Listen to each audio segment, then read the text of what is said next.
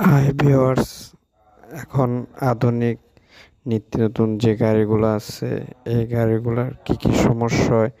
এই সমস্যা হাইব্রিড গাড়িতে বিভিন্ন ধরনের সমস্যা হয়। এই সমস্যাগুলো আমরা ডিভাইস দিয়ে কম্পিউটারে চেক করব, সেটার ধারণা আপনাকে দেবো। আজকে দেখেন, এই সিএচআর গাড়িটা আপনার র্যাম্পে উঠানো হয়েছে।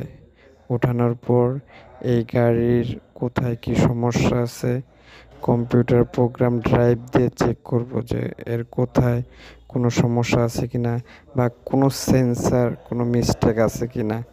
আশা করি আমাদের এই গাড়িটা কোনো সমস্যায় আমরা পাইনি। এখন প্রতিটা ডিভাইসে আমাদের ওকে দেখাইছে, প্রতিটা ফাংশন আমাদের ওকে দেখাইছে যে কম্পিউটারের মাধ্যমে।